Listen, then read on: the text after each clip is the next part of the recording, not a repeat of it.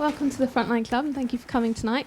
It's a pleasure to have Christina Lamb here talking about her new book, Kabul. And if you haven't got a copy already, there are lots of them on sale and I'm sure she will stay around to sign it for you. In a moment I'm going to hand you over to Sarah Montague, the presenter of BBC Radio 4's Today programme, who's going to chair tonight's conversation. Before I do that, just a couple of house rules. Firstly, if you can to silent, and secondly, we are filming tonight's event, so when it comes to questions, if you can wait for the microphone. So over to Sarah. Thank you very much, Millicent. Ladies and gentlemen, good evening. Now, for an audience at the Frontline Club, Christina Lamb really doesn't need an introduction. I mean, goodness knows she's known around the country, she's known around the world for her reporting over 27 years. Based in Pakistan, Afghanistan, the UK, Washington. She even, of course, went to Guantanamo in that time. She has, perhaps more than any other Western journalist, seen and reported from all sides, of course, of what became such a long conflict for America and Britain. And it's that sweep of reporting which goes into this book.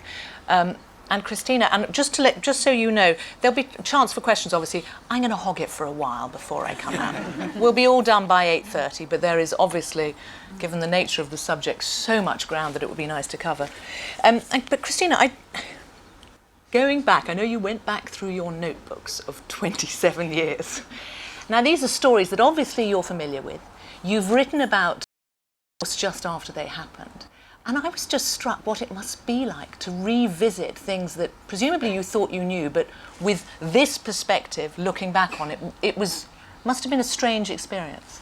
Yeah, it was. Well, thank you all for coming tonight. And I was just saying to Sarah on the way in around the corner, I don't know if others of you passed lots of people camping with Union Jacks, and I'd completely forgotten about the royal baby. So, they should have been camping to hear you.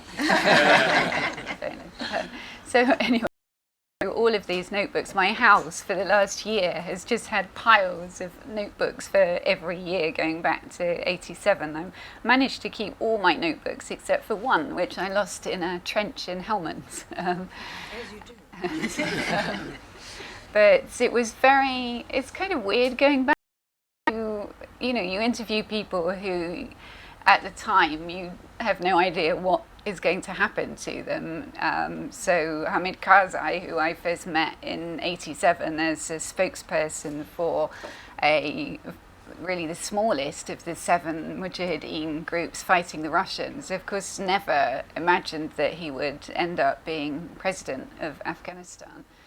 But more sobering is some of the things that people say to you. So, I talked to people a lot back in 87, 88 when I was first in Peshawar, living there, about the Arabs fighting in Afghanistan. Now, I'd like to be able to say that when I went back through my notebook, I found an interview with Osama bin Laden, but not.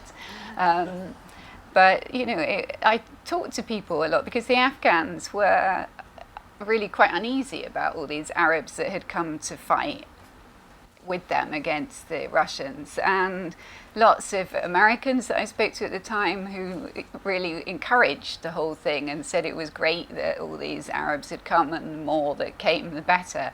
Never, of course, did we think about what that meant after the Russians had left. And I interviewed in 89, just after the Russians had left Afghanistan, a man called General Hamid Gul, who is the Director General of Pakistan's ISI, military intelligence. And he said to me at the time, the West think they can use these Arabs as cannon fodder and then just abandon them, but it will come back to haunt them. Now, I wrote that down, not thinking anything about what he meant, but of course, he was right, and 9/11 was a direct result of that. Going back over them, I suppose particularly over the last 10, 15 years when you look at them, there must have been anger at the time when you were reporting on certain stories. When you went back and looked at them again, what was your feeling there? Was it one of, did you re-summon the anger, or was there, I was naive at the time and what I expected? What was the sort of personal feelings? Because you're somebody who is so immersed in it. Yeah, so I was angry that I felt a lot of people I knew had been killed in this war, and wanted to try and make some sense of it, whether it really had achieved anything. And certainly, going back through the notebooks does make you realise how short-term a lot of the decisions are. And people were only thinking about what's happening at the time and not thinking about what the effect of that might be in the future. So whether it was encouraging a lot of bad people from different Arab countries to come and fight against the Russians, or whether it was later on, for example, in Iraq in 2003, interviewing some of Saddam's generals who had lost their job when the army was disbanded after Saddam fell. And they were very angry because they suddenly had no jobs. Now some of those people have ended up advising IS. And so it does make you very aware that you can't just make these without thinking about the future. And I think that's one of the key things with Afghanistan. In Helmand, we had commanders there just for 6 months at a time in a country that's very complicated to understand. So how could you have long-term thinking? Yeah, but the book starts, and you write of the being in Kabul, Christmas 2001, when it was an optimistic place, and you were optimistic. I was. It's funny because a lot of the stuff that I write about is quite negative, and it was nice to actually, after the Taliban had fallen, I think we forget now, but in December 2001, the Taliban had been removed within 60 days, and everybody was saying this was a sort of model for international intervention. It had not cost very much money. It cost $3.8 billion. 5 Americans had been killed in the process. 3 of those were in an American bomb, actually. So it was with little loss of life, not that much money, and using Afghans fighting on the ground. There was more loss of life of the Afghan Northern Alliance soldiers. But to the West, it seemed like a kind of economic way to intervene, and people talked about having discovered the philosopher's stone of intervention, and this was how to do things. So at that time, for a long while, after 9/11, we'd all been writing stories in Afghanistan about all the terrible things that the Taliban had done. And then once they removed, we were then all interviewing women who were casting off their burqas, supposedly, and men shaving off their beards, and and kids coming out to play with kites, which had been banned.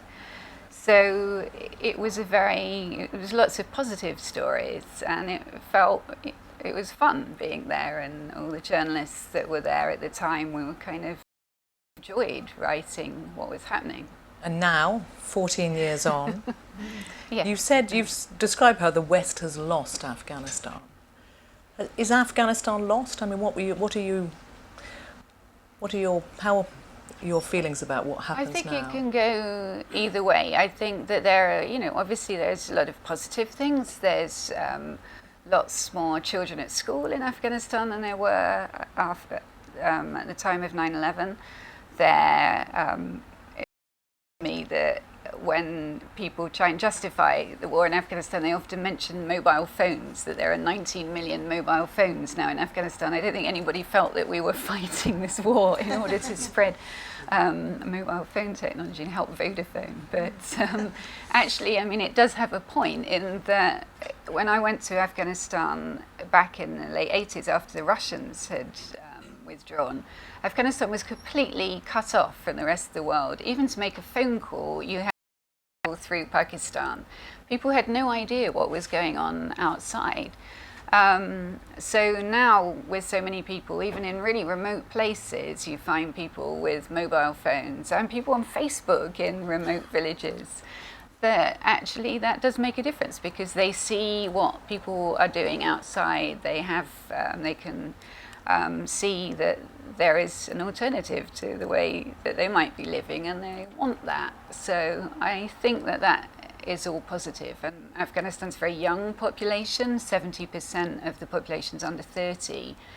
But there are a lot of negatives, which, for example, the Taliban haven't gone away, they have not been defeated, they haven't succeeded, they haven't captured Kabul, and I don't think they're about to capture Kabul, but they're still very active. They just launched the traditional fighting on Friday, and with lots of attacks around the country.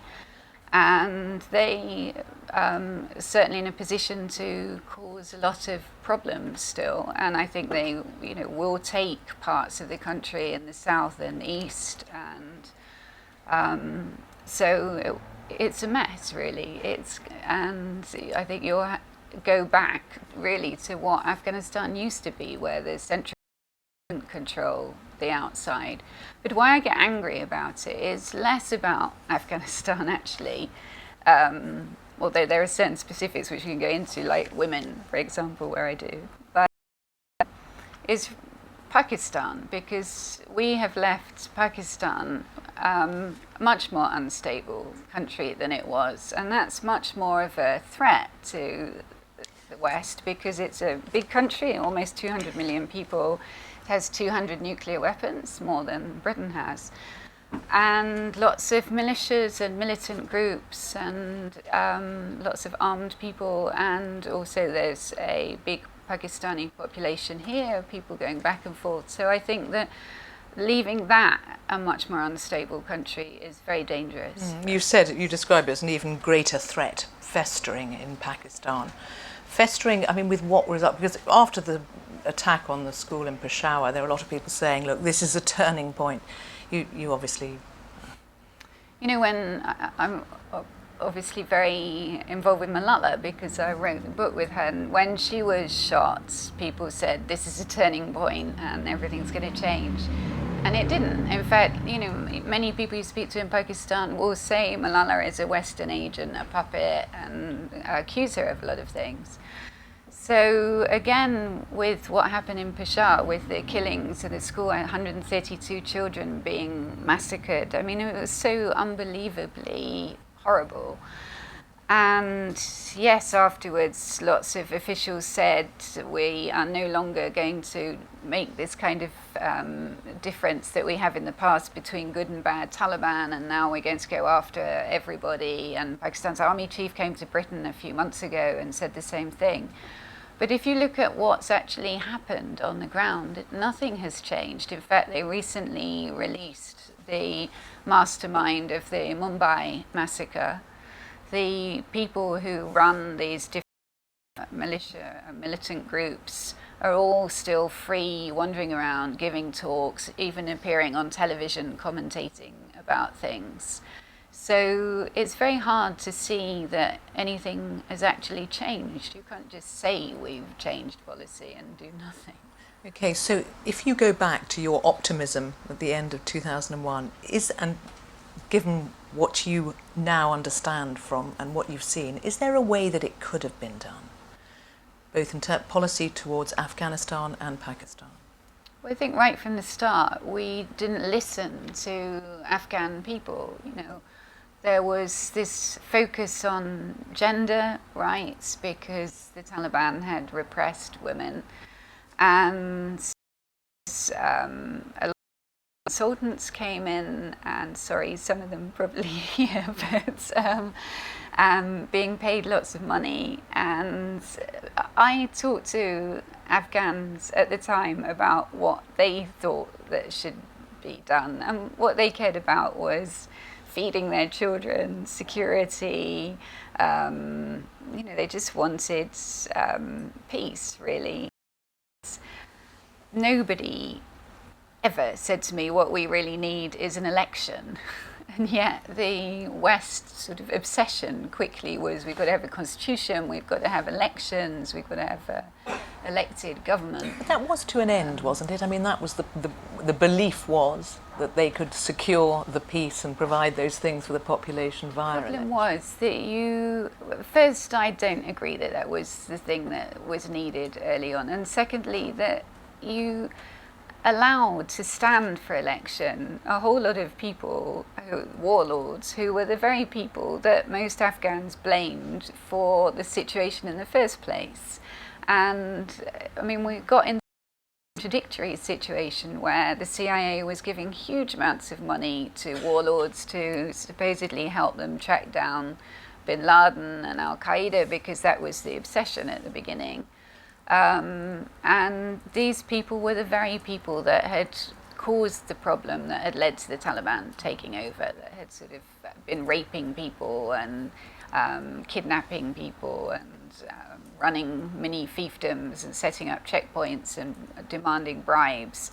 So for ordinary Afghans to see those people suddenly empowered again and given jobs, becoming MPs, becoming ministers, becoming military commanders, sent a really contradictory message. You said, I saw a warlord in Jalalabad receive a briefcase of CIA dollars in return for a list of his tribal enemies because he'd said they were Al-Qaeda. Yes, he was delighted. I mean, he was given a huge amount of money. He gave a list to these American special forces, and then I got a lift from them from Jalalabad to Kabul afterwards. It was funny because they were very tooled up. They had lots of weapons, and normally I travel very low profile in sort of battered taxis and things. So I got in this car because they offered me a lift. I'd met them before, and when we started going, they said to me, how do you normally travel? So I told them, and they were a bit horrified. And then they said to me, well, you must feel much safer now. And I was sitting there thinking, I feel really unsafe with these guys. But they had literally given him a whole briefcase full of dollars and for this list, and he was laughing to me afterwards, saying that they were basically people, his rivals. And so I said to these Americans, how do you know that these people are actually bad guys? And I think they didn't really care. They wanted names to go and put in. There was this big computer at Bagram where they were keeping a big database of people. And lots of people were wrongly arrested and sent to Bagram or to Guantanamo even. And of course that then created great resentment too among them and their families and tribes. And at various points though, I mean, because you talk about the elections, there, over the years there was such effort put into whether it was local elections, the excitement when they had women voting. That was all for nothing, do you think? Well, if you look at last year's election, for example, now, I was there for the first round of the election, and everybody was like, this is a great success because lots of people have come out and voted. And it was a great atmosphere in Kabul, anyway. But then after the second round, where then it all kind of disintegrated into these arguments over fraud and who had done more fraud than the other, and in the end, the election results were never released. A deal was done. So more than $200 million was spent on that election last year for an election in which the results were never released. It was just a deal. What was the point of that? You describe in the book about a week you spent with Hamid Karzai, who you liked him, didn't you? I mean, you thought he was a rubbish president, but you liked him. He's a very nice man. He's very funny and witty. He's very charming.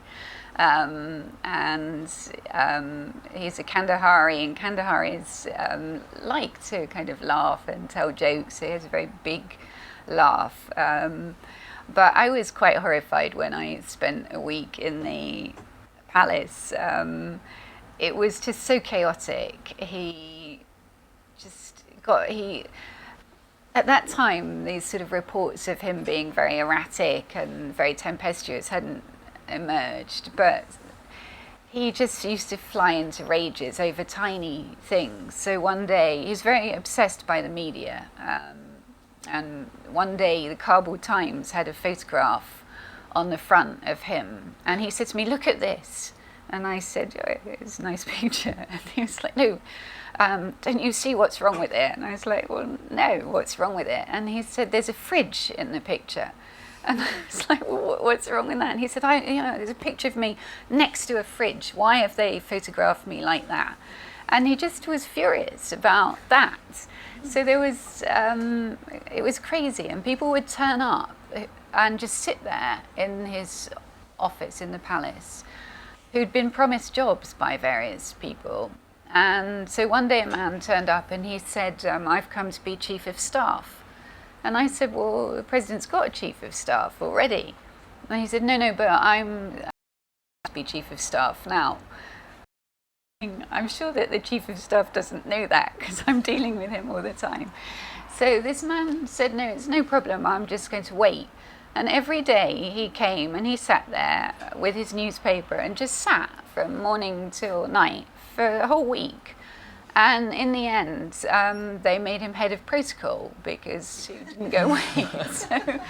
And then one day I met a man and he told me that he was the head of the National Archive, really old man from Uruzgan.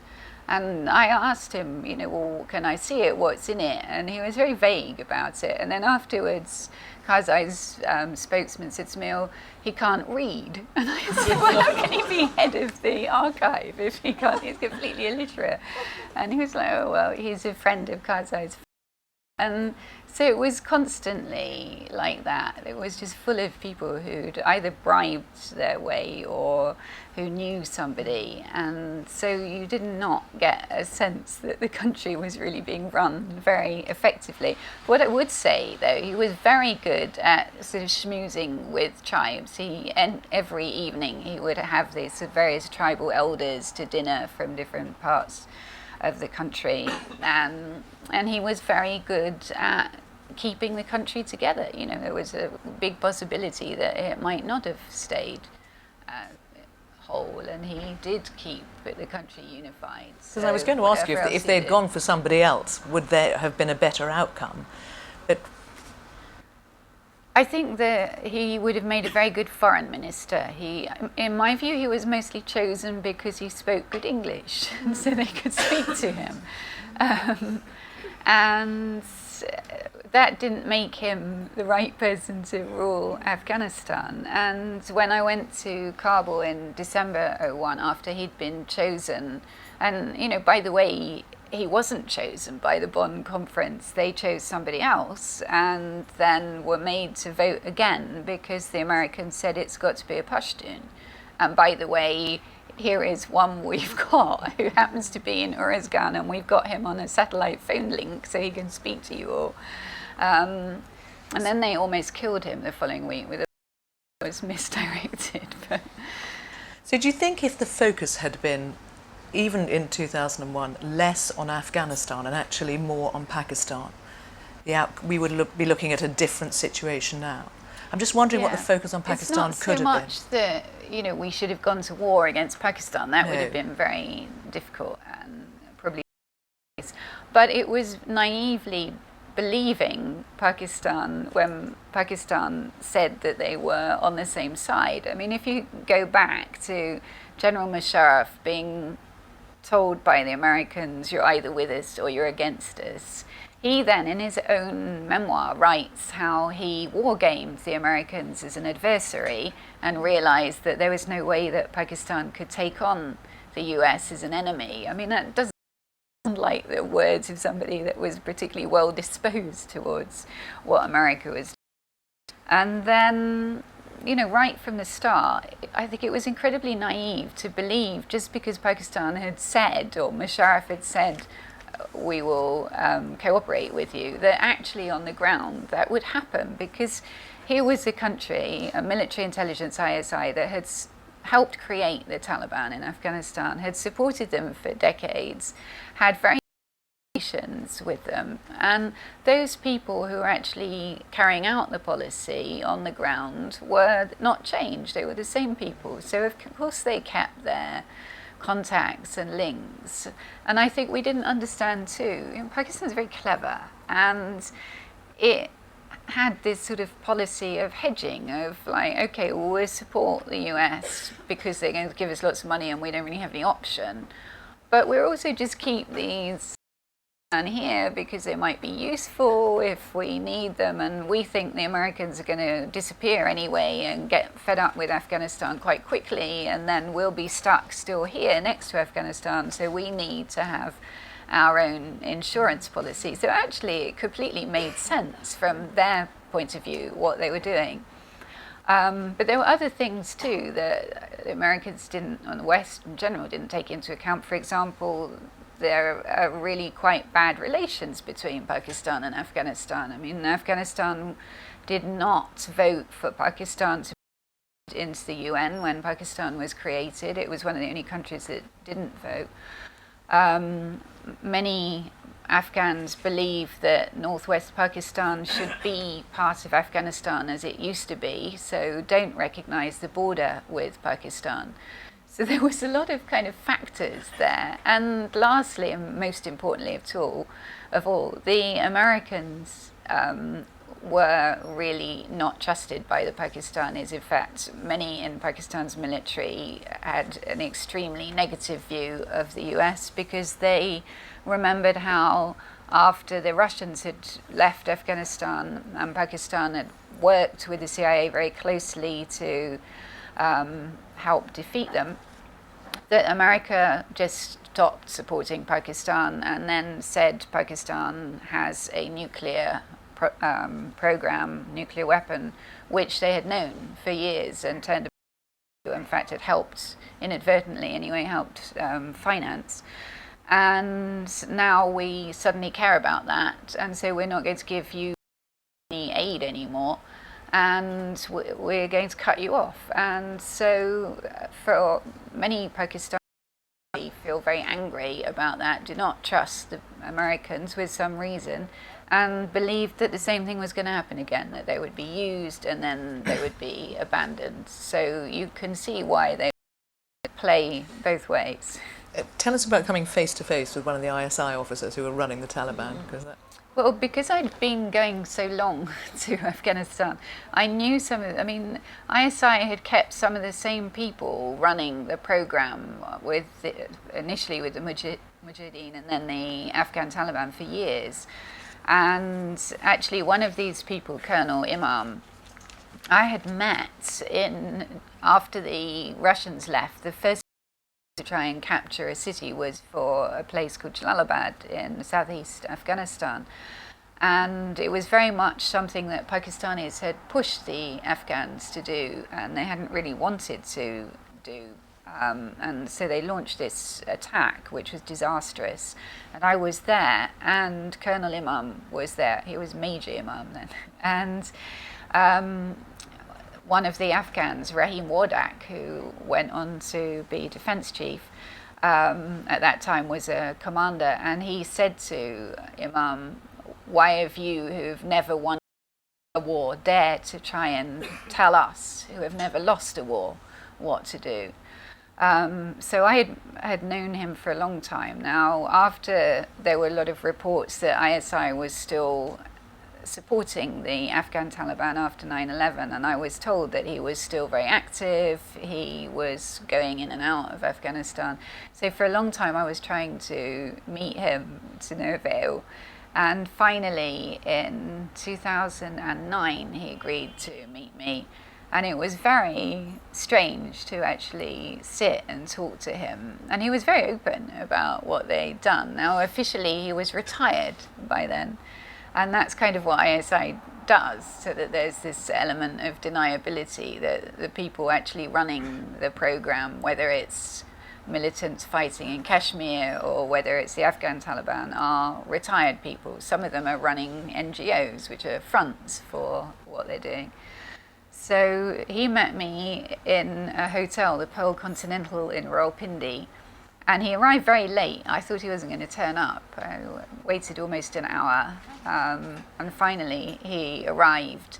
And it was very strange, sort of sitting face to face with him, and he was very angry by then he was angry about the Americans, but he was also quite angry with Pakistan's government, that he felt that they weren't supporting anymore what he was doing, and that they were sort of trying to cut him and others loose. And he was absolutely convinced that the Taliban would be defeated and that they would end up leaving. And he was right. The West did end up leaving. The Taliban cannot be defeated. And would you agree with him? I mean, it's different. I don't think they're going to take back the government, but I also don't think we're going to wipe out the Taliban. I think they're not going to be defeated in that way. Whether there's some deal done at the end, or whether they'll just be kind of nuisance makers in different parts of the country. Can there be some deal done, some accommodation to... You know, people have talked about this a lot, but nothing concrete has actually happened. There's been very few kind of meetings, and what meetings there have been sort of talks about talks. There's been no actual peace talks. And the Taliban is very divided about it. I mean, there are plenty of senior Taliban who feel that they have seen off the West, more or less. There's still 12,000 Western troops there. And that they should go for all-out military victory. There are other people, actually we should get what we can out of this, and why don't we actually do a deal? Well, of course, the Taliban now look like relatively benign when you think about what's, the rise of Islamic State. And there have been reports of Islamic State, making appearances in Afghanistan. Can you see them getting a foothold there at all? I'm a little bit sceptical about these reports. I mean, obviously, given what's happened in Iraq, it's a big fear that you abandon Afghanistan and then they'll move in there. And clearly, ISIS, Daesh want to brand and would like to be everywhere. But if you think about what the Taliban represent in Afghanistan, it's been very much more of a nationalist movement. It was never part of the global jihad. There have never been attacks by Afghan Taliban outside of Afghanistan. Indeed, 11 was not Afghans. There's no Afghans involved in it. They just want to take back the government. And so I don't really see IS taking hold in the same way there. I think it's more likely to take hold in Pakistan, where there's much more global jihad movement feeling. And I think, when there was this bomb in Jalalabad a week ago, and there were reports that it was IS, and partly because a particular person who used to be spokesman for the Taliban, or one group of Taliban, said that it was IS, and so people were just... But I think there are some disgruntled Taliban who feel that the Taliban might be selling out, who might then say we will become IS because it's something more impressive to them. But what's interesting is that the president of Afghanistan, Ashraf Ghani, has sort of... I mean, when he came here for the London conference in December, he talked about the dangers of IS coming into Afghanistan. When the attack happened in Jalalabad, he said that it was IS. And now, whether that is him trying to sort of use that as a bogeyman and say, look, to the outside world, if you stop helping us, this is what's going to happen. Because I don't think that there is really the evidence to say that it is IS. In all your travels there, I mean, you've got yourself into some very serious scrapes, which you've written and are quite well documented. But I just wonder about how safe you feel. Do you feel less safe travelling there now than you used to? Yes, sadly. I never used to feel unsafe at all. Now, so there are whole parts that I would find very difficult to go to. Even Kabul, which always used to be this kind of bubble, in the last couple of years has become much less safe for foreigners anyway. I mean, we saw that sort of spate of attack last year with the Lebanese restaurant, the horrible massacre there, and then the Serena Hotel buffet, people being gunned down, guest houses being attacked. So there was a real feeling of fear. And actually, I mean, you'd go out, most of the restaurants closed, and you'd go out, somewhere and would be the only foreigners in the restaurant. And I had, there's a place called Flower Street Cafe, which used to be a favourite place to go for brunch on a Friday. And I was there last year after these attacks, and actually the manager came up to me, and I was with some Afghans, I was only foreigner, and he came up to me and said, "Can you leave?" And I said, "Why? We're the only customers." And he said, "You're a foreigner and people will know that you're here and it's dangerous, and please go." So that's really shocking, because it was never like that.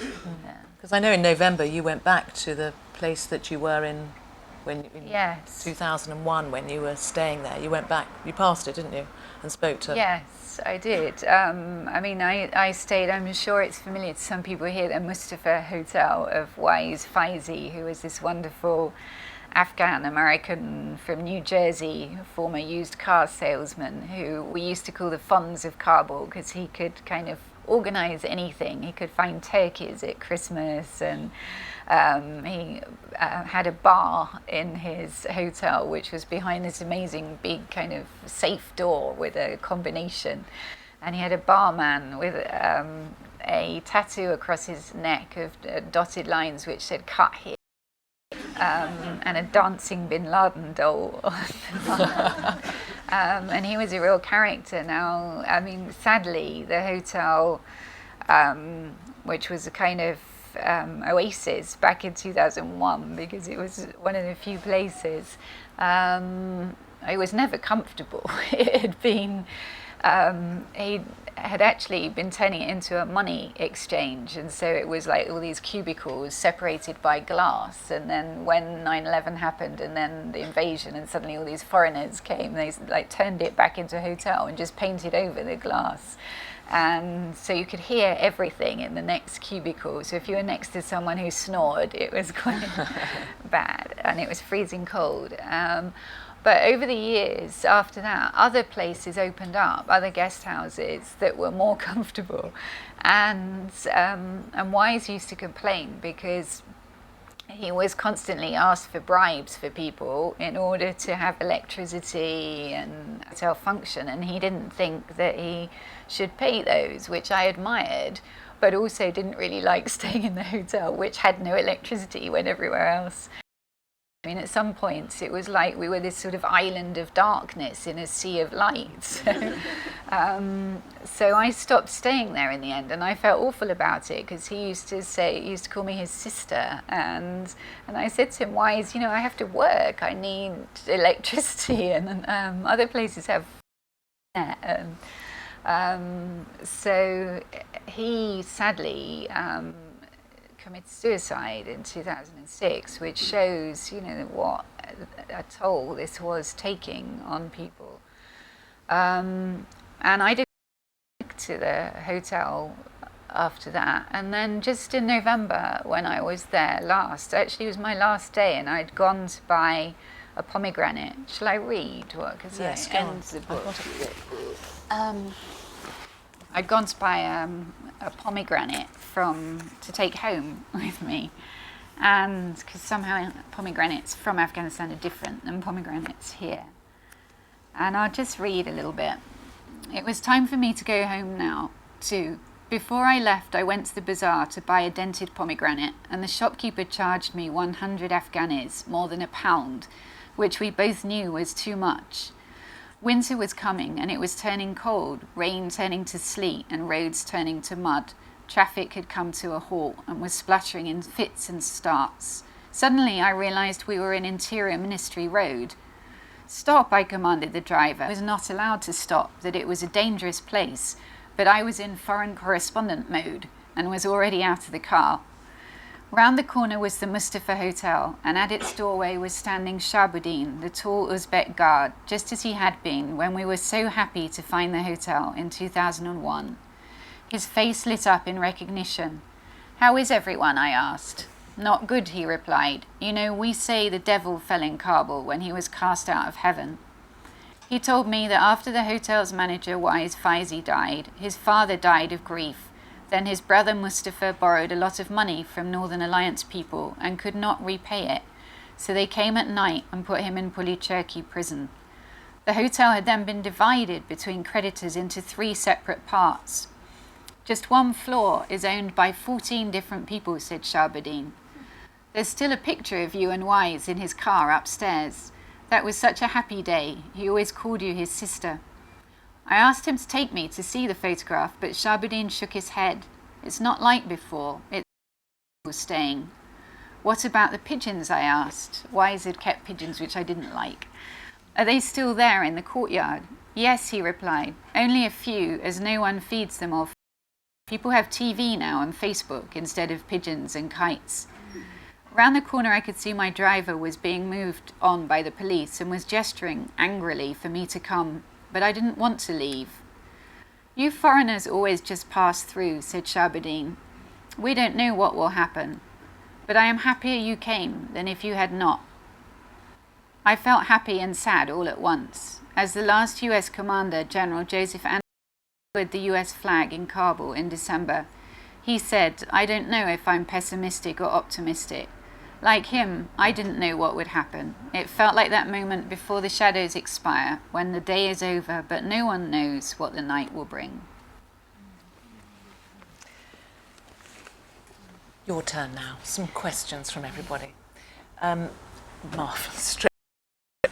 I've got a load more I was going to say, but there's obviously a load. Do we need to wait for the microphone, Millicent? We do, because we're recording it. And just a reminder, if you could say, oh, you are lovely, thank you. Ewan Grant, former government law enforcement intelligence analyst, recently returned from Pakistan, where I was at the Wagah crossing point 2 days before the suicide bombing there, but I came back just before Peshawar, and I think your comments on the situation in Pakistan to a T, 100%. Question is relating to Afghanistan and the relatively optimistic views at Christmas 2001. When did you in the fraternity start to think things really weren't going to plan after that? It's a good question. I mean, obviously a lot of people link what went wrong in Afghanistan with the war in Iraq, that the West got distracted by another war, and there's something to that. And I went to Afghanistan, but I went to Afghanistan just before, like literally I flew from Kabul to Kuwait, and I saw Karzai just before I left, and he said, the world will forget us now. And, you know, that is true to an extent, but I think already there wasn't the commitment to Afghanistan. The US didn't want to be involved in nation building. The way that things were being done wasn't right. So it was already kind of clear it was not going so well. But I think it was 2005 really where I felt like actually this is really going badly, and by 2006 it was quite clear, because by then the Taliban had regrouped, because they basically, I mean, the Taliban took advantage of the war in Iraq to, well, attention was off, to regroup, to they'd been fundraising and training in Pakistan and could see a way back. So after that was when they really started coming back. By 2005, they were really quite active. 2006, which was the year that the British then went into Helmand, things were really clearly going in the wrong direction. Yet, strangely, I interviewed for the book General Bano, who was commander 2005 to 6, and he said to me, he left Afghanistan thinking it had been a success. And I was quite astonished, but he said he left there thinking, yeah, this is sorted out, you know, it's done. And when we did what we did in 2006 and the way we went into Helmand, did you think then this is not the way to redress what is going on? The way we went to Helmand, I mean, I should be honest that I, by then, was arguing, if I ever spoke, like I'm sure I did here, arguing that the West in general should send more troops to Afghanistan, because I felt after this December 2001, I mean, one of the problems was there were 20,000 American troops went there under what was called Operation Enduring Freedom, who were looking for bin Laden and Al-Qaeda. They were not there to make Afghanistan a safe place. They had a completely different objective. Indeed, you could argue they made it less safe by some of their actions. The number of troops, and the Americans didn't want any peacekeeping troops at all. In the end, this ISAF, which was set up, the International Stabilization Assistance Force, was only 5,000 troops, and for a huge country, a bigger country, and 20 people, it was crazy. And they were not allowed outside Kabul for the first few years. So I was arguing very strongly, as Karzai was arguing to everybody he met, that they needed more troops and be able to go around the country, because it was very clear to anybody outside, like the Taliban and ISI, that there was no way to actually protect themselves. So they took advantage of that. So I did feel more troops should go. But I didn't understand why we went to Helmand, because Helmand didn't seem to be a strategically important place at that time. The place secure was Kandahar, which was the second biggest city in Afghanistan and was the kind of capital of the Taliban. And so that's where British troops should have gone. But instead we went to Helmand, and Helmand is a very complicated place. It's lots of different sort of tribes, and we just became one more complicating factor. And it took us a long, long time to understand that. And Sangin back in the control of the Taliban, is that inevitable? Yeah, I mean, I think, yes, it is inevitable. I mean, what is the Taliban in Helmand? This was the problem. It was most of what was happening was, certainly in the early time, was not Taliban. It was different rival tribes, different because Helmand is the biggest drug-producing province, and we should mention the fact that one of the results of the 13 years in Afghanistan is that Afghanistan is the world's biggest narco state and had a record poppy harvest last year of 6,400 tons. So, which is not, I think, a result anybody would have put as a success. Can you hear clearly enough at the back? I'm good, sorry. Yes, please, your question. Christina, 2, 3, or maybe 4 years ago, warming up was someone called Julian Assange when he was releasing the so-called Afghan war diaries.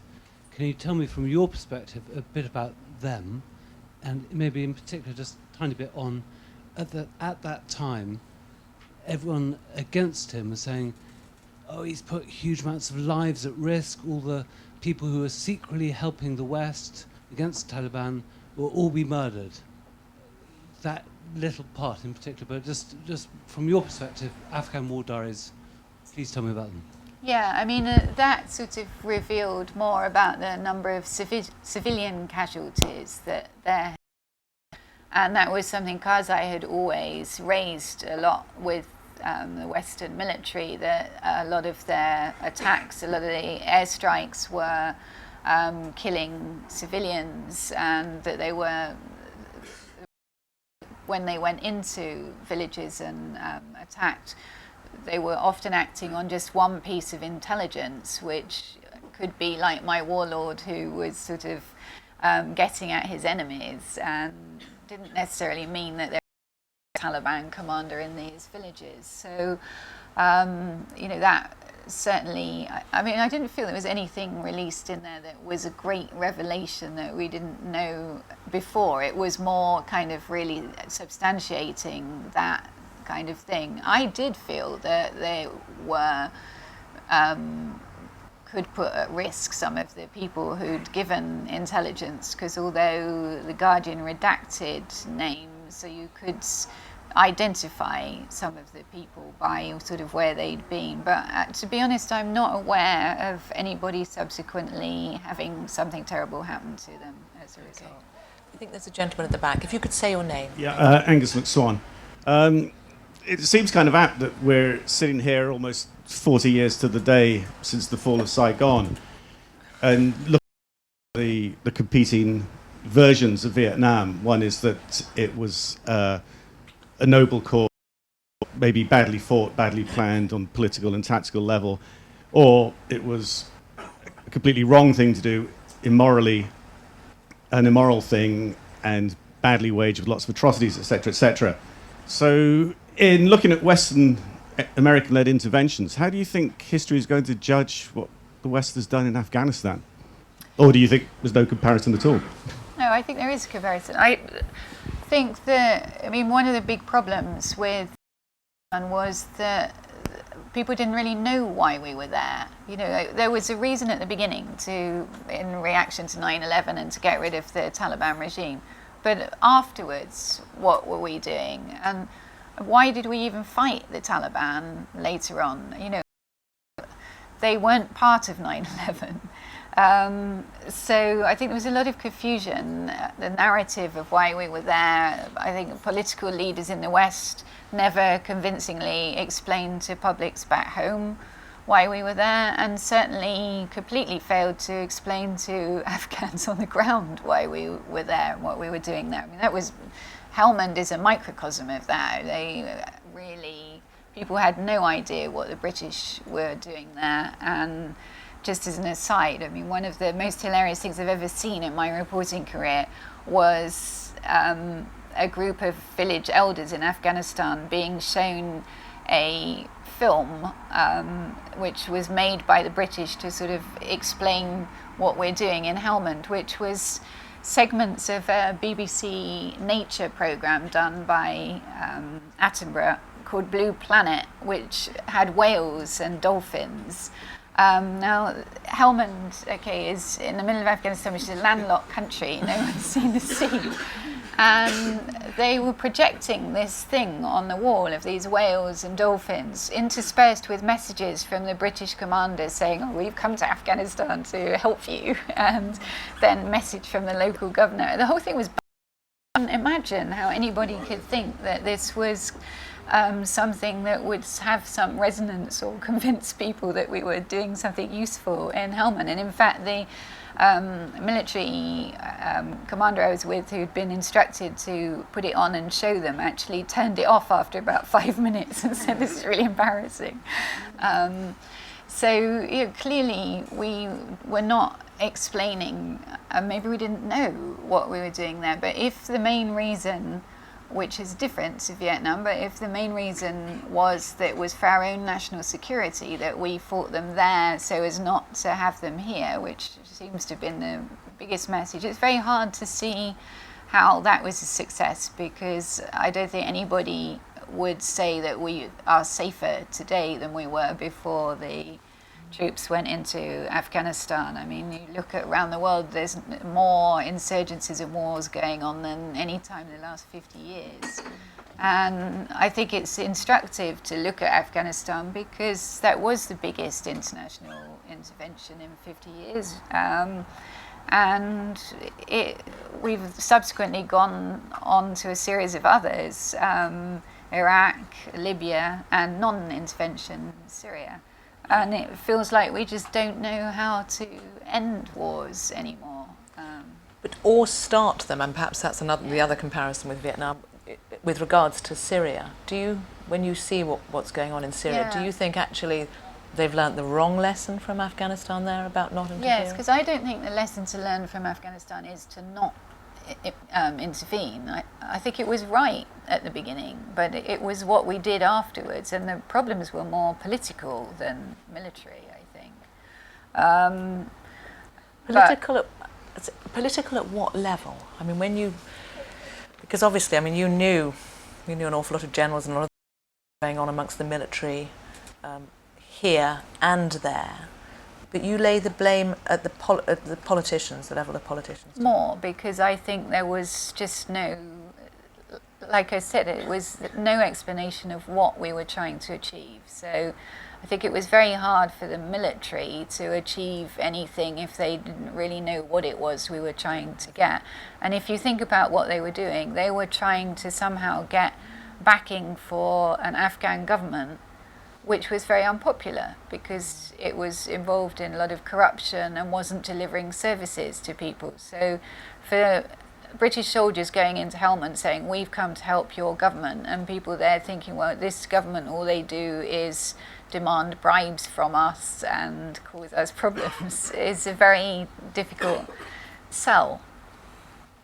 Some more questions, yes. I'll keep an eye out for hands so that we can get the microphone onto you.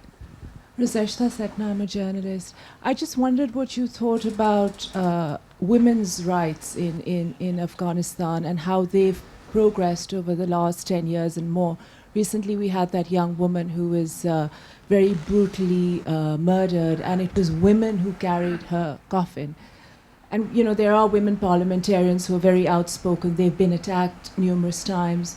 Women like Fawzia Kofi, Shukriya Barakzai, etc.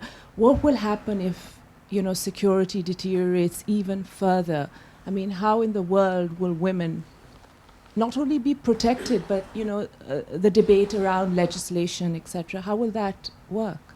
I'm glad you asked that. It's a really important question because, you know, it was one of the issues that we made as almost justification for going into Afghanistan at the time. This whole, you know, women's rights, and Bush, after the Taliban was toppled, in his State of the Union speech announced women of Afghanistan are now free, and it was sort of really one of the big things that they talked about a lot at the time. And it worries me a lot now because the women, as you mentioned, that we have kind of lifted up and made role models and had international conferences and talked about as showing the progress of women in Afghanistan.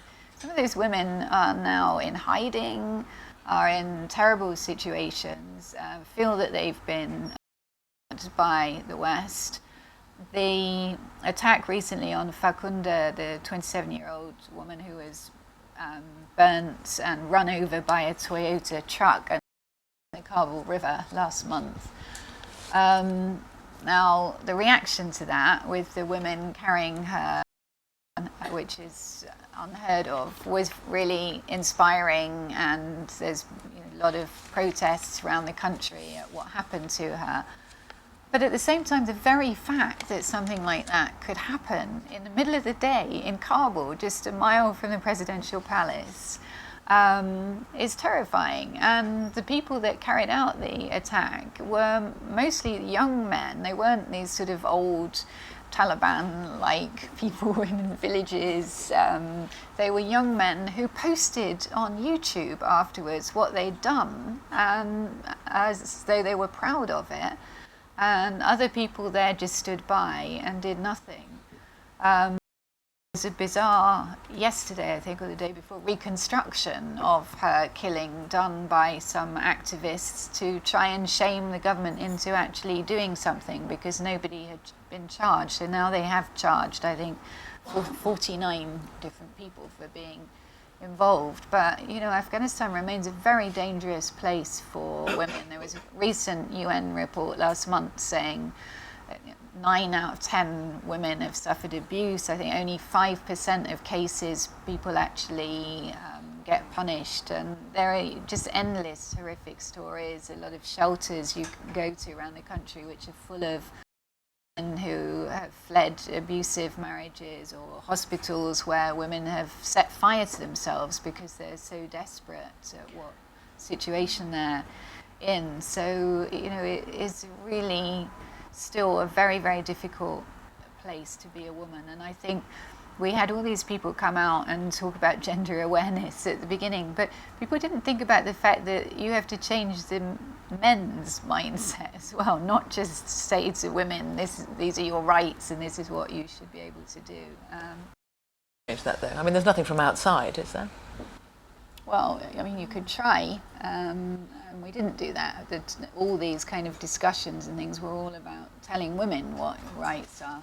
Obviously, education, if you start from that, makes a lot of difference, and the way that maybe the younger generation will be. But that's what scares me about that attack, that those were young men, young urban men carrying out that attack.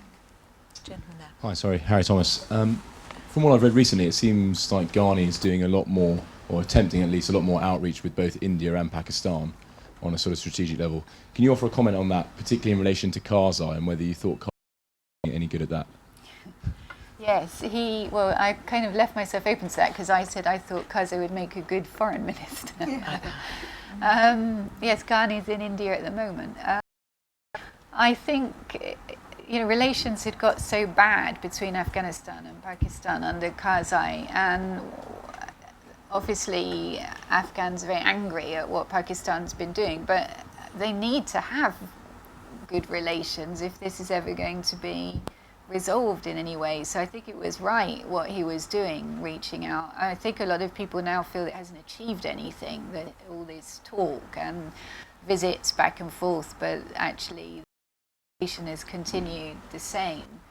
As long as Pakistan feels insecure, that it's sort of abandoned by the outside, that India is its big enemy and it needs protection on its other border because of that, I think it's going to be very hard to really change things. So I think Ghani,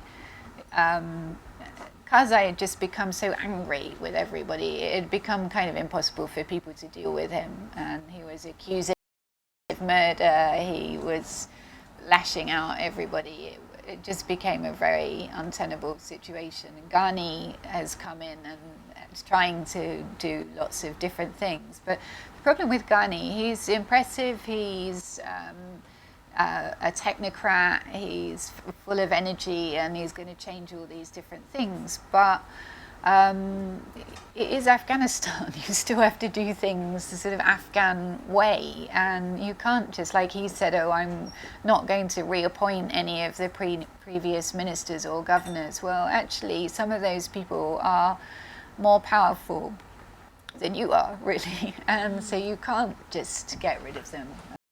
Have you got your week with him yet? It's only a matter of time. I'm going to see his wife. Oh, really? There we go. It's the way to do it. Gentleman there. Yeah, hi there. Will Bartels. Could you talk a little bit about Ahmed Shah Massoud and whether or not you feel he was a sort of the ray of light that Afghanistan needed or wanted, and just a bit about him? Ahmed Shah Massoud was the Panjshiri, known as the Lion of the Panjshir, who was the one person, he was a commander against the Russians, but then he kept on fighting in the north, the Taliban. So when the Taliban took over Afghanistan, there was still about 10% that remained not under their control, and this was under control of Massoud, and he was a very inspirational leader. One of my regrets is when I lived in Peshawar and I used to go in and out with the Mujahideen, I never went to see Massoud, because it was interesting, if you travelled with the Pashtuns, you tended to then be really accepted by the Tajiks, even though you were a journalist. And so I, from early on, had travelled with Pashtun commanders, so had not met Massoud. After 9/11, I subsequently got to know very well a lot of people who'd been close to him, and I'll never forget, actually, there was a documentary about him, a French documentary, that was shown on TV here, I think in 2002, and some of Massoud's commanders and his intelligence were here in London, so I invited them to my house to come and watch this documentary. And I said to my husband, who's never been to Afghanistan, maybe they will bring some friends. I'd invited like 3 of them, so we should make plenty of food. Anyway, about 20, we were like just taking everything out of the fridge, anything. But I'll never forget, because they sat and watched this documentary with tears streaming down their eyes. They were so just passionate about him. He was clearly such a charismatic leader. And I do think it was a great loss for Afghanistan. He was killed the day before 9/11. Most people think that was a kind of deal done by Al-Qaeda for the Taliban off, so that the Taliban would not hand them over to the Americans. And yeah, I think, you know, if he had survived, he would have been an important figure in the administration. The other person who was killed just after that in October 2001 was Abdul Haq, who was a Pashtun from Jalalabad area, who was a major commander, and he went in to try and raise a force against the Taliban and was betrayed, you think, by ISI and killed. And I think there was a huge loss for Afghanistan, because he was a very good and a very honest man, in my view, and I think would have been a really important leader for Afghanistan. So they did lose two crucial figures early on. And, you know, it's easy for me to say Karzai wasn't the right person, but it wasn't really obvious other person, actually. Has your husband since been to Afghanistan? He says he'll never go. How does he feel every time you go? Well, he knows I love it. So have you asked him to go? Have you tried to persuade him? Yes. I'm sure, I mean, my son's just 15. I'm sure he will go at some point. But my husband, no, he likes his comfort. he thinks I'm mad going. And when your son goes, how will you feel about that? Difficult. I look back now, you know, I was 21 when I went to Peshawar, and I was an You had a pink rabbit in your bag, didn't you? And I set off, and, you know, these were the days, there was no mobile phone or internet, and there was not even any direct dialing from Peshawar. So, you know, I rarely was able to call my mum, and I used to do things, I thought I was being very clever. Like, if I was going into Afghanistan, I didn't want her to know, and then I would be there because it was difficult, you were there for weeks. So she would guess that, because if I didn't phone for like a month or something. So I used to What did you say? You've been to Afghanistan again? I mean, leave these postcards for people to post from Pakistan to her. But actually the post took weeks anyway. So they would, the idea was that she'd get them, because we used to write lots of letters. We didn't always talk on the phone. So she wouldn't realise. I realised how difficult that must have been for her, and of course feel very guilty. because you're anticipating it. But, you know, I have to, just in my defence, have to say that you do all these kind of things that's supposedly dangerous, but I was researching an English woman in Brazil called Margaret Mee, who was an explorer in the Amazon, a painter.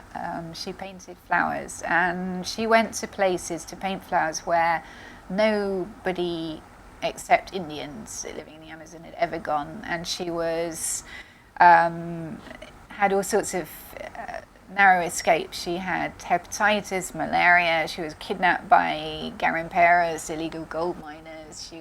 Her boat capsized. She was kidnapped by Indians. Survived all of these things.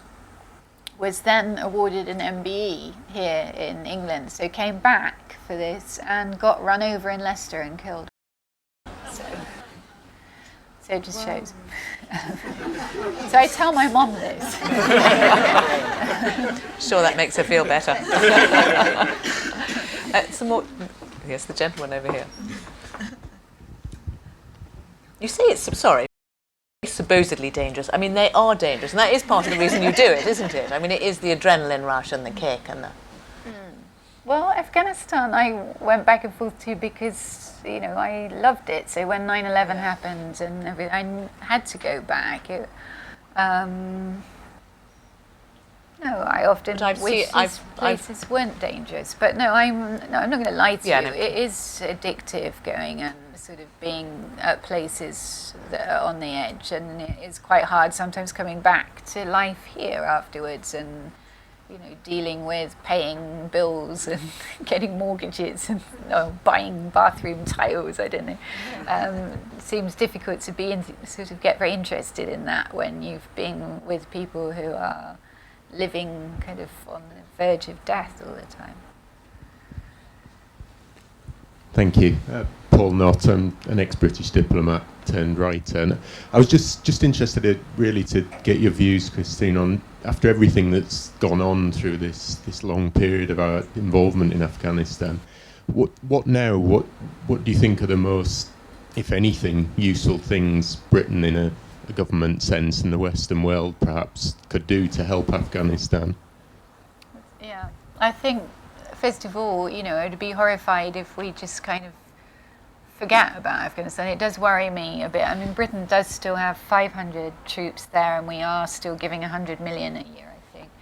But there's definitely a sense that the government wants to forget about it. I mean, they really didn't want people to go and cover the withdrawal last year. It was a big fight to actually be able to do that. They just hoped that people would sort of forget all about it. And I think it's very important that we shouldn't, not least as we were just talking about with the women, that we have left some people, lifted up hopes of people, and then leaving people at tremendous risk. So I think that it's very important that we should stay involved, and we all talked a lot about how you shouldn't leave ungoverned spaces, and by abandoning Afghanistan last time, this is what happened. And so if we end up doing the same thing again, look at Libya. We helped topple Gaddafi, declared it a success, and went away. And now it's chaos there. So, if you're going to do these things, you have to see them through, I think. But you do have to talk much more to people on the ground, I think, about what they actually need and listen to them. Hi, yeah, Jane Kirkpatrick. You mentioned earlier the very high percentage of young people, the young population in Afghanistan. I'm particularly thinking of the 20 to 30-year-olds. I just wondered what your impression was of the level of optimism and political engagement and activity amongst that age group. What you think of that? A lot of the people that voted for Ghani, the new president, were youth that saw him as somebody that was actually going to change things. The biggest issue for them is employment. We built schools for people, primary schools, but we didn't really do anything about providing jobs for people. So you've got now a generation of actually educated people, but who have no jobs. So it's not very surprising if people then end up picking up a gun and going and fighting with the Taliban, because that's a way you can make money, or growing poppy. And I think that's one of the big failures, was to actually try and provide some alternatives for people. So now Ghani talks a lot about that. If he fails to do that, I think we're very disillusioned, and it is dangerous, because you do have this big youth who are mostly unemployed at the moment. But the question was a sort of optimism. I mean, Yes. they voted for Ghani. Do you get the sense, despite the difficulties and the lack of employment, that there is a... I think it's mixed. They do see that things have changed, and that they saw Ghani as a sort of figure of hope that could latch onto. If he doesn't deliver things, I think that optimism will disappear. It was a sort of very guarded optimism, if you like, and it depended also where you were. You'd see quite different views in Kabul than you would see in the south and east, where there was much more violence. Right. Any more questions? I'll ask one. Yeah, go on, Millicent. You talked a little bit there about the difficulty of covering the drawdown. I wondered if you could talk about the kind of track record of journalists over the past decade and a half, how they've done in covering the conflict. Embedding was kind of largely what journalists did at the beginning, and how that affected the picture that we have back in the UK and in the US. Yeah. Well, it's How changed did you a find lot. embedding? I often wondered that, because, I mean, you were very critical at times. Yes, prefer, well, it depends. Okay, so during the war in Iraq, I didn't think that we should, so I was one of the so-called unilaterals that kind of wandered around, which actually turned out to be quite difficult because we didn't have information of what was going on, where the front line was, and sort of critical things like that. So actually, I think the best stuff during the beginning part of the war in Iraq was people that were embedded, but then also some of them got completely fooled by propaganda from the Americans, and that's the danger, because you're not getting any sort of outside information. Ideally, is you do both. You can go to places on your own and also with the military and see both sides. The problem is now in a lot of places it's become so dangerous that the only way to go is embedded, and that's not very satisfactory, because then how can you think you're really getting any sense of what people feel if any time you go and see them you're going in some armoured Humvee and speaking to them with lots of people with guns around you. I mean, it's a difficult question for you, I can appreciate, but I think the question was particularly what you thought of the record of British journalists on Afghanistan as well as Iraq. I think, there's been some good reporting over I can't think of anything in Afghanistan where people were, it's different to Iraq. Iraq, there are a lot of examples where people were really fooled by propaganda. There's not the same. And what about the British military, the way they handle journalists who are embedded? Well, I'm already in trouble with the military. As you know, that to go and be in embed with the British military, you have to sign something called the Green Book, which means that everything you write or photograph or film has to be seen by them and approved. It comes out here, and nobody, and I get quite angry about this, none of us write when we do our reports, or when TV reports come, nobody says this was done under conditions of what is basically censorship. And yet if we go to Iran or somewhere and have minders, we do. Sorry, we do is broadcasting then.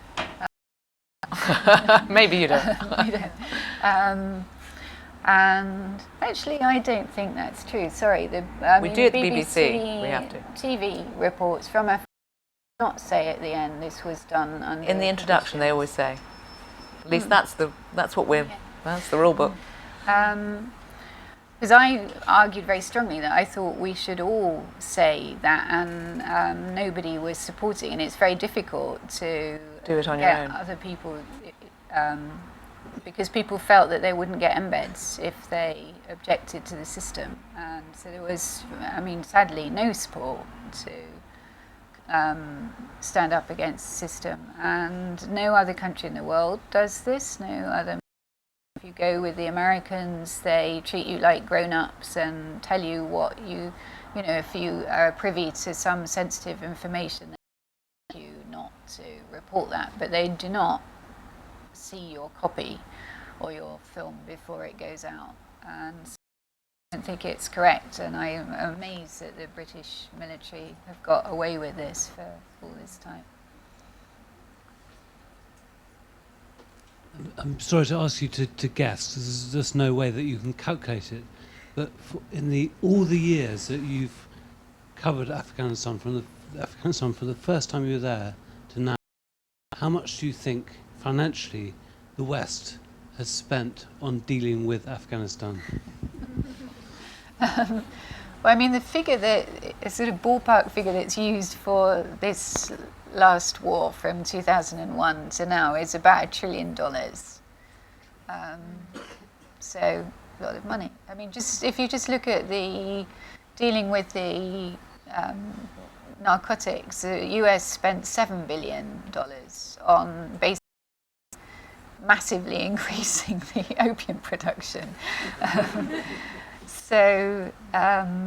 A huge amount of money was spent. Most of that trillion was on the military presence, because the US, at one point there was 140,000 troops there. and each troop was costing, what was it, $1 million a year to be there. So it's a lot of money. The lady here, and then we're just a couple more minutes.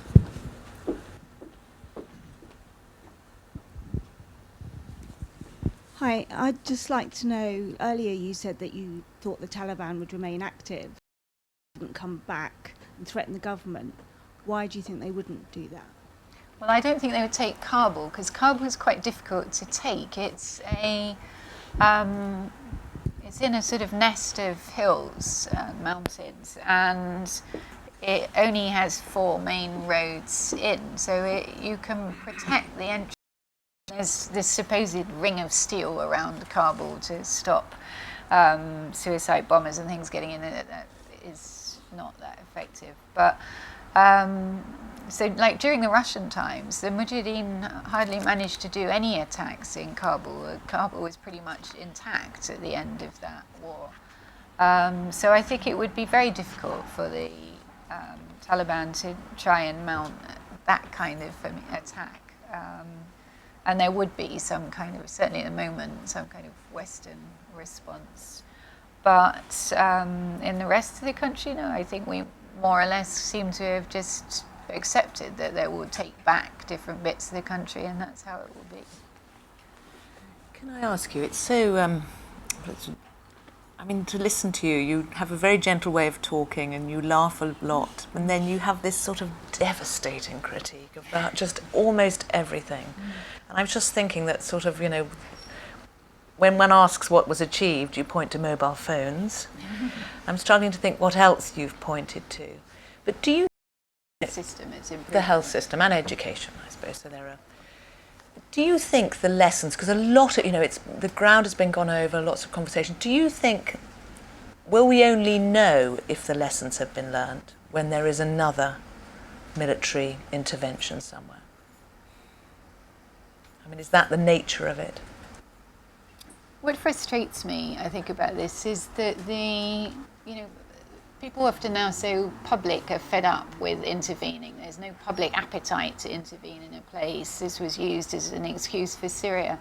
I'm not sure that's true. I think people want to know why we're going. They want political leadership to explain what the objective is. You know, that's what we didn't do in Afghanistan. That's what we should learn from this. And if they explained and had some kind of convincing reason why we are doing what we're doing, then people, I think, would support. I think most people feel horrified that we did nothing in Syria and all these hundreds of thousands of people have been killed and it's all continuing. And I don't think that people think that was a good outcome. And as for Afghanistan, you will continue to keep going back because you love it. Yeah, I will, and I don't think that, you know, we should forget about it. It's going to be harder because I see that the media is already losing interest. It's quite hard for me to convince my... Do you pitch stories and the editor says what? The world has moved on. Really? Yes. Your editor says the world has moved on. I am going in June to do some stories, but there were some a few months ago where I was talking about, and I was told, I mean, look, we have a limited number of correspondents. Look at all the things going on in the world at the moment. Yemen, Libya, now we have the Nepal earthquake, the Mediterranean migrants, Iraq, Syria. There was a time when it was just Afghanistan. When I bumped into you outside, you were on your phone to your editor who was asking you to go to Kathmandu. Are you going to go? Actually not, but for other reasons. Ladies and gentlemen, Christina Lamb.